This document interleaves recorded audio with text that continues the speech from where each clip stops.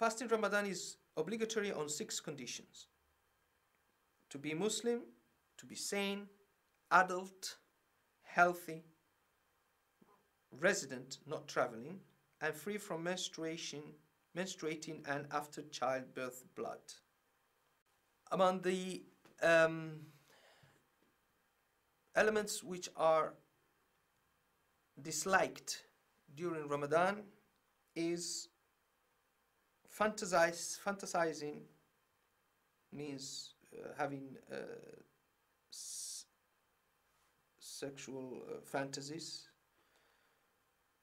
looking, kissing, touching, or petting with sexual intentions. Also tasting food. Therefore, toothpaste should be avoided as well, because also it may be swallowed. And was also disliked, or makruh, lots of unnecessary talking. The exceptions which do not break the fast are, according to Ibn Ashir in his Murshid al-Mu'in 5. Unintentional vomiting does not break the fast. Accidentally swallowing insects, for example, which will enter the mouth. Sometimes it's very strange, but it may happen that a person may swallow a small insect, flying insect. That thing will not break the fast. And it's the same for people which swallow dust from a road, a dusty road, or from the work as a carpenter or a person who paints with a pistol, cars or whatever. Sometimes that they may swallow a bit of that dust that is in their workshops. That will not break the fast. Using siwak, which is that piece of wood that is used to clean the teeth, on condition that is dry. And as I said, waking up in a state of janaba means waking up in the morning in a state of ritual impurity due to having had a sexual intercourse. If a person is in that state of janaba and reaches fajr and wakes up in that state of janaba, this does not break the fast. A person may not fast for valid reasons like health issues, including, for example, old age. And this applies when fasting entails for the old person a greater strain that it entails for the rest of the people. In this case, it is recommended to give a poor person a mud or handful of grain for every missed day, but the missed days are not made up. Also pregnancy. In this case, the missed days must be made up. Breastfeeding. In this case, it is obligatory to give a poor person a mud or handful of grain for every missed day, and the missed days must be made up. Now, pregnant and breastfeeding women are allowed not to fast when they fear for their health or their children's health, not just by the very fact of being pregnant or being breastfeeding. So no, a woman should not say, oh, I'm pregnant, I'm not fasting.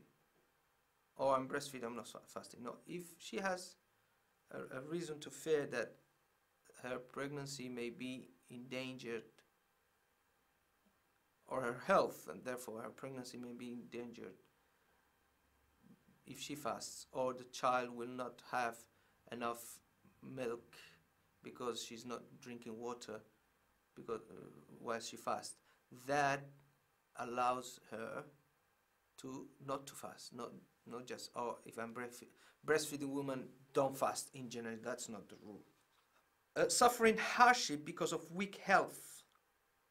So if a person has a weak health and he suffers a lot of hardship while fasting, this person is allowed not to fast.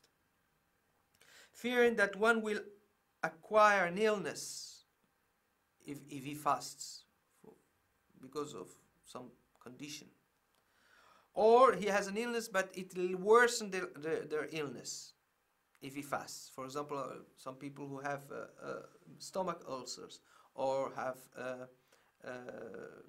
diabetes, their fast may affect them and worsen their condition.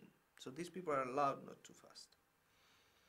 Or slowing the recovery of a condition they have.